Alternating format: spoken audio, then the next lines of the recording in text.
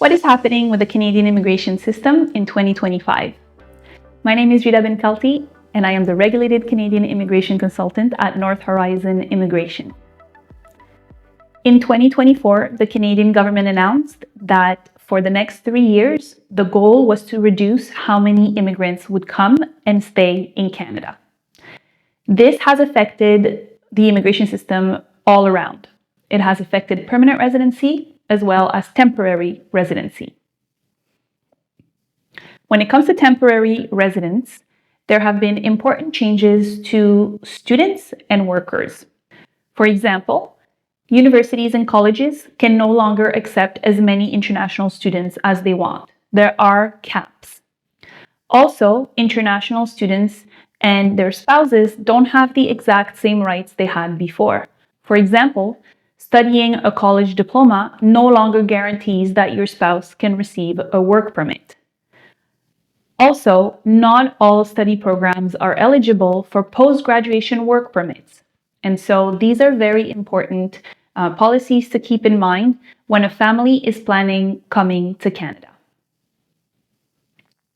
When it comes to permanent residency, there have been several changes, and the biggest ones have occurred in the express entry system, which is the most common system for permanent residency.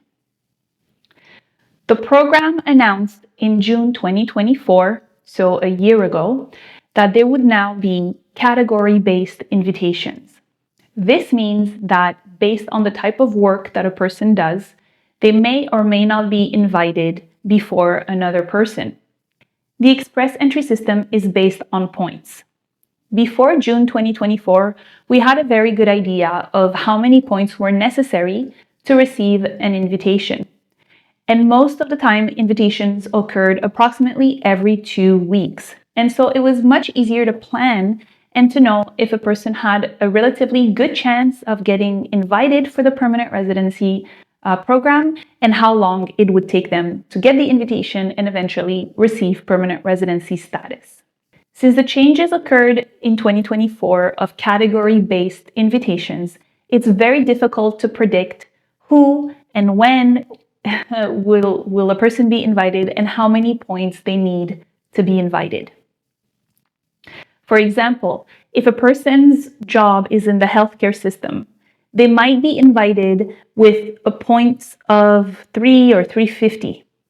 Whereas a person in the STEM category, science, technology, engineering, and math, might get invited with points of 400 or 450. It's very difficult to know really how many points are the minimum amount of points that a person needs to compete.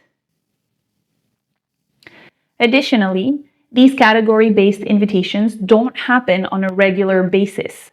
We no longer know when a person might get invited. It's no longer 2 or 3 weeks wait. It might be several months before the government invites that special category. Another change that surprised many people is that the categories and the jobs were listed in June 2024. And by February 2025, in less than a year, the government made changes to these categories and changes to the jobs within the categories that qualified as priority. Therefore, we can see that there's a lot of instability right now in terms of the government trying to figure out really what is best for the Canadian economy and which immigrants should receive permanent residency status. This makes it a little more difficult to plan ahead because a person may have thought that they were part of a priority category, and then less than 12 months later, the government removes that category. And so we are still waiting for things to take a more stable approach. There was also a very important change that happened in March 2025, and it's that people who have job offers for Canadian employers with an LMIA or with a free trade agreement, we call these valid job offers. These people used to get points in the express entry system. This helped them stay in Canada and become permanent residents thanks to the fact that they had a job. Now, these points have been suspended since March 2025, and we don't know when they will be reinstated. So that has lowered the points for many people, even though they have a valid job offer in Canada. Finally, the government has also decided to allow provinces to have less nominations per year. What does this mean? Canadian provinces traditionally have permanent residency programs that they design based on their economic needs. And the federal government allows them a certain amount of nominations that they can issue every year to the candidates that match their programs. To give you an example, British Columbia in 2024 was allowed approximately 8,000 nominations. In 2025, unfortunately, the British Columbian Provincial Nominee Program only received 4,000 spots to allocate. This means they had to dramatically reduce how many immigrants could receive nominations in 2025 and restructure their entire program based on these numbers.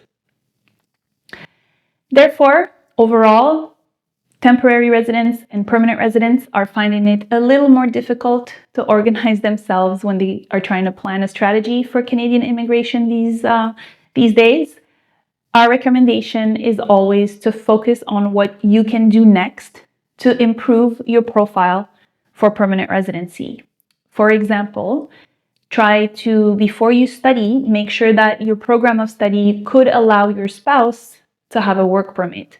Also, very important, make sure that that program will allow you to have a post-graduation work permit once you finish studying.